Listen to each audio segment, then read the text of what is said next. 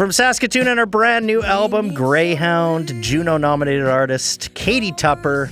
Katie's no stranger to the 306, both the show and the province. However, this is the first time we're getting to hear her full album front to back. I know for a fact it's been a busy day for Katie Tupper, so we are grateful and thrilled to have her joining us live. Good afternoon and congratulations, Katie. Hello, Peter. Thank you for having me. So what have you been up to today to celebrate your first album drop?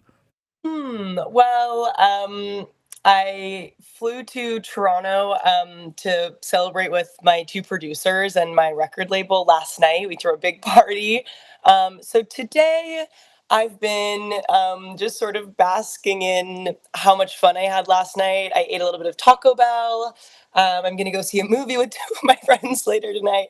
I've just been celebrating and responding to sweet messages and posting about a tour that we're going on and just getting everything ready for the next couple months. What'd you get at Taco Bell? I got a Crunchwrap Supreme, no beef, add beans. Okay, good Yeah. order. And thank you for asking. This is a journalism that I know and love. This is the really important stuff that we ask on the 306. Katie, I wonder though, what was the listening party like? Have you had a listening party of your own music like that before? No, it was my first time. It was amazing. We did it at this venue called Paradise Grapevine in Toronto, and it was this like completely bare wine warehouse, and a nod to the Greyhound artwork. We completely chromed it out and wrapped it in like 17-foot silver curtains, and we played a show and we sold merch, and drank a bunch of wine that they supplied us, and just like partied. We played a 25-minute set and then just hung out with all my friends and people that wanted to come and listen to the music. It seems like you're enjoying yourself. Has anything been overwhelming? Obviously, you get a lot of interview requests and things like that. You know what? It has not been overwhelming sort of at all. I was overwhelmed during the show last night when I was, trying to talk about my two friends and producers of the album and how grateful I am to be working on the project. I was getting choked up and a little emotional with that. But no, I think something that's been really nice. I've been working on the project for a year and a half, almost 2 years now. So I'm feeling very grounded and ready just for it to be out. And it feels less stressful. And I don't really feel like I'm, focusing on any sort of external things. I'm just feeling very grounded and grateful and present and trying to soak it all up. And yeah. You mentioned a few people who worked on it, and I've never actually known if I'm pronouncing this right. Who's Justice Durr? Is that how you say it?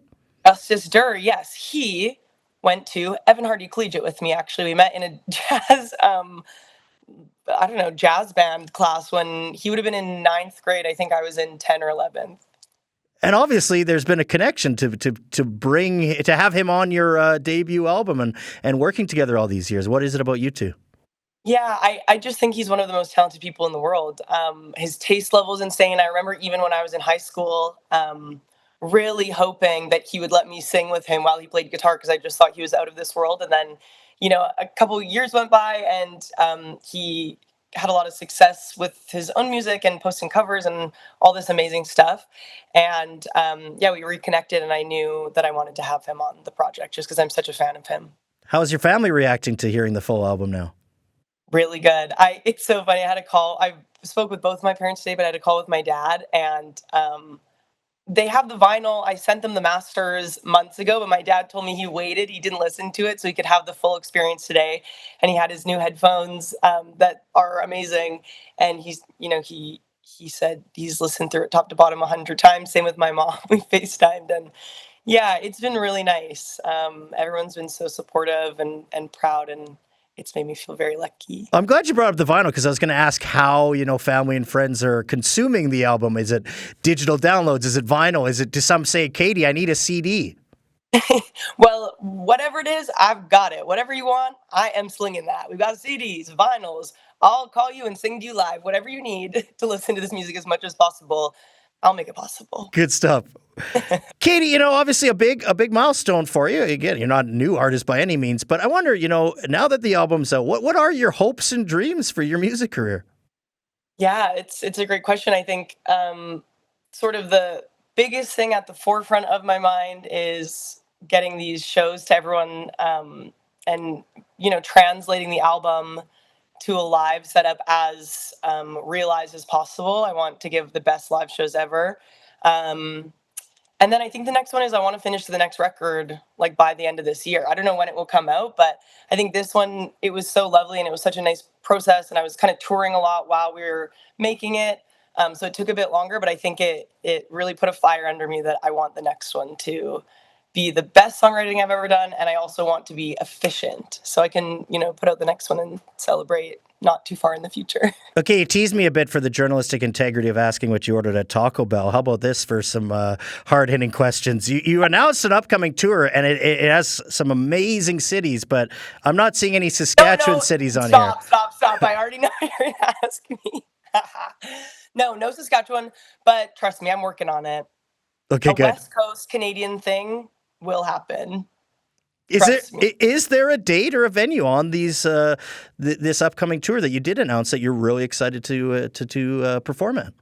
I'm very, very excited to play. The show in Toronto is at Mod Club, which is one of my favorite venues in the whole world, and I never thought that I'd be able to play into a room that big, so I'm very excited for that.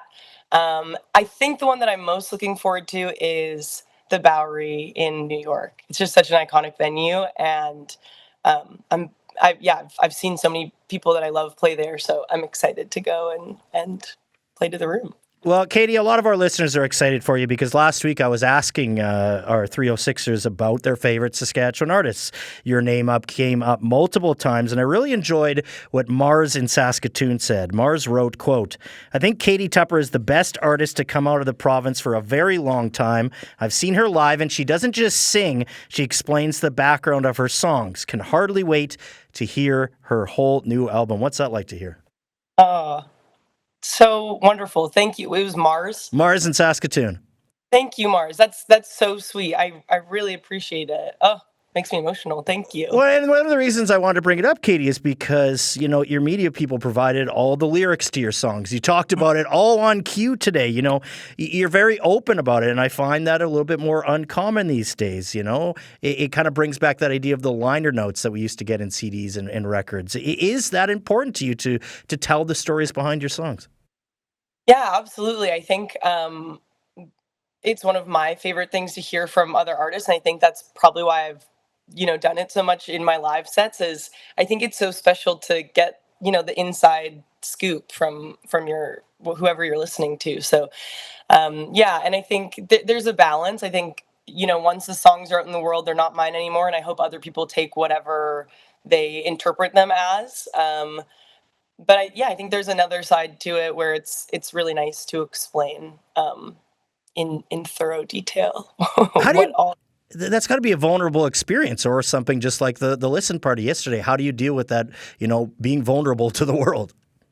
Yeah, definitely. And I think with this record too, in the past I've been very proud of the music I've written and the lyrics. But I think this album is the most vulnerable and sort of touches on a lot of things that have been hard over the past few years and have been hard to talk about. And music was really an outlet to express them. So it's been hard. I don't really know how I'm going to do it with this album. Even doing Q on the interview today, I was so nervous, and I'm not usually nervous for interviews. But I was really, really, I wanted to crawl into a hole a little bit. And I was like, please stop asking questions and looking at me. But it was awesome.